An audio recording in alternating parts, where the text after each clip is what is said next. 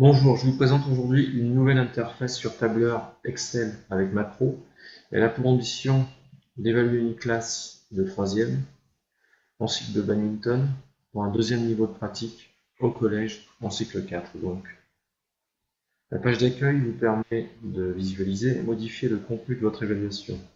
Cette évaluation se décline en trois composantes.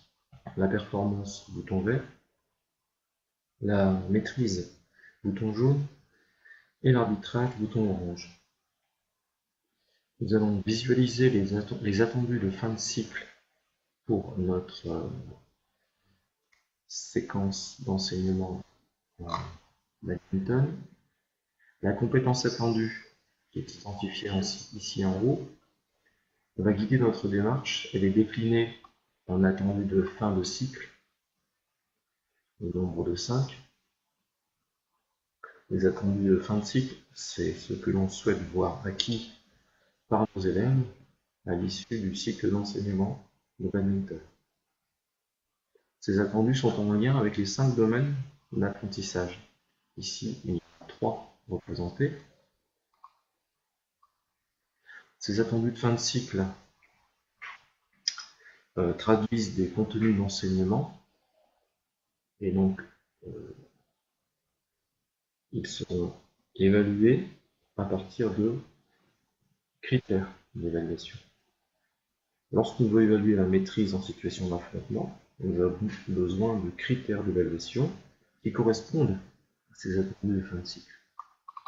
Nous allons les voir maintenant. Les critères, vous pouvez y accéder directement via ce mini-menu ou retourner à l'écran de démarrage et visualiser les critères d'évaluation en cliquant sur ce bouton. Les critères d'évaluation déterminent les niveaux de maîtrise. Maîtrise insuffisante en rouge, maîtrise fragile, maîtrise satisfaisante ou très bonne maîtrise. Donc pour chaque attendu, on peut décliner un ou plusieurs items et pour chaque item, plusieurs niveaux de maîtrise. Ce sont les critères d'évaluation. On va maintenant voir le détail de l'évaluation. En ce qui concerne la maîtrise, nous allons évaluer les attendus 1 et 2, cycle 1 et 2. Je vous invite à filmer vos élèves en situation d'affrontement et de les observer pendant 5 à 10 minutes par élève. Donc ça demande un temps d'évaluation a posteriori, nécessaire de mon point de vue pour pouvoir renseigner de la façon la plus complète toutes les données de l'évaluation.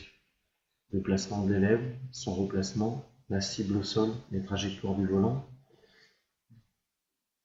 Une fois que vous avez renseigné les données de l'évaluation, vous avez le niveau de maîtrise qui se dégage, un bilan concernant le niveau de maîtrise pour l'attendu numéro 1, idem pour l'attendu numéro 2.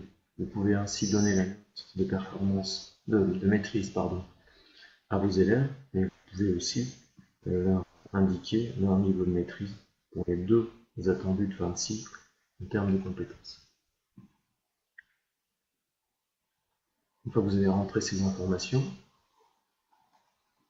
le bilan de la classe les répertorie. Vous évaluez la performance sur 6 points. Chaque élève effectue un tournoi sur un terrain, le terrain numéro 1 étant le meilleur terrain, donc les élèves sont classés par un niveau de pratique. Leur classement à l'issue du tournoi pour chaque terrain leur donne une note qui sera multipliée par un coefficient de performance. Ce coefficient de performance dépend du terrain de pratique. Donc, dépend du classement. Donc, la note du terrain multipliée par le coefficient qui est le classement. Lorsqu'on est premier, on a un coefficient de performance de 1,22 multiplié par la note qui correspond au terrain. Les notes des filles sont majorées d'1 point. Les filles pouvant rencontrer les garçons, les matchs peuvent être mixtes. Donc la note pour chaque fille est valorisée. La note de performance. L'arbitrage est quant à lui évalué sur deux points.